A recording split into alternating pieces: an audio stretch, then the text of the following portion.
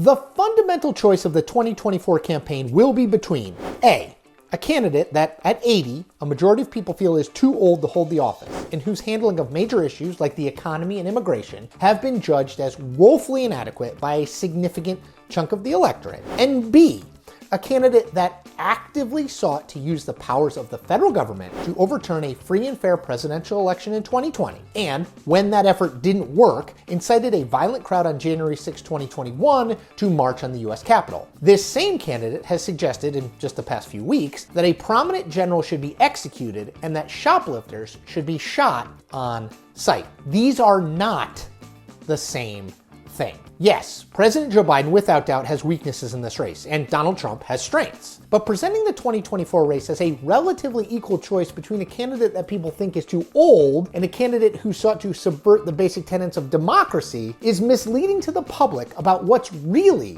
at stake here. I was reminded of that fact again while reading a piece by Washington Post media critic Paul Farhi about how Donald Trump is being covered of late. Here's the key bit. It's a little long, but it's important. Here we go. Trump's advocacy of extrajudicial killings was widely covered by newspapers and TV stations in California, but generally ignored by the national press. No mainstream TV network carried his speech live or excerpted it later that night. CNN and MSNBC mentioned it during panel discussions over the next several days. The Washington Post, Wall Street Journal, NPR, and PBS didn't report it at all. The New York Times wrote about it 4 days later, playing the story on page 14 of its print edition.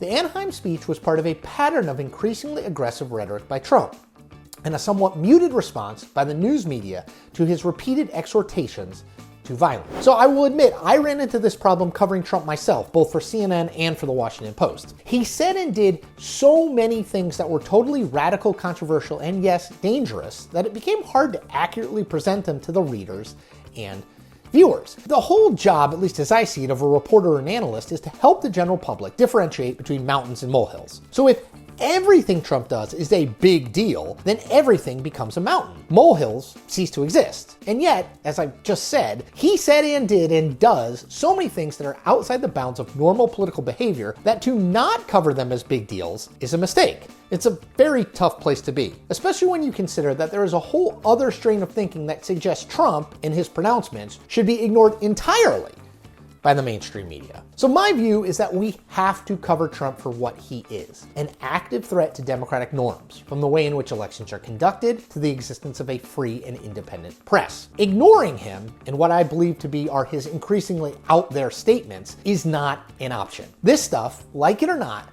seeps into the political ether. It influences how people think about our politics, our politicians, and our country. It sets up a dueling and false narrative about what is really happening in the United States. The other thing the media can't do when covering Trump, per my initial point, is seek to create a, on the one hand, on the other hand narrative when talking and writing about the 2024 candidates. So yes, it's interesting that Joe Biden's dog has a biting problem, but that shouldn't get the same or more coverage than Donald Trump saying we should shoot shoplifters. And yes, it's noteworthy that Biden's numbers on his handling of the economy aren't great, or even really good, or that voters don't buy that he is making things better. But it's not the same thing as Trump still trying to suggest that the 2020 election was rigged without evidence. And yes, it's worth covering, and covering extensively, the concerns that voters, including lots and lots of Democrats, have about Joe Biden's advanced age. But that coverage should never drown out the fact that Donald Trump is currently under indictment in 4 different jurisdictions on 91 different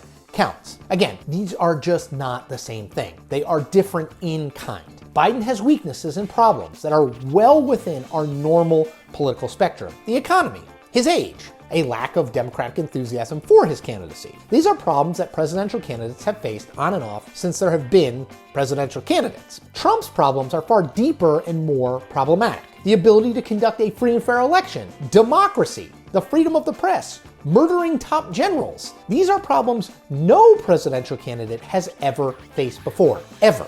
We cannot treat them as two sides of the same coin. They are fundamentally not. Trump, I've long believed, represents the most serious threat to political journalism that it has ever faced. Period. So what? The 2016 election proved that doing things the way we've always done them isn't enough anymore. And I think that is a point of agreement in most newsrooms. What I think is far less clear is the best way to cover Donald Trump now. For me, it's documenting Trump's excesses and putting them in the proper context. None of this is normal. And it's making sure that in covering Biden's weaknesses and troubles, it's noted that what he is struggling with are different in kind than the democracy undermining tactics and strategy being employed by Donald Trump and his team.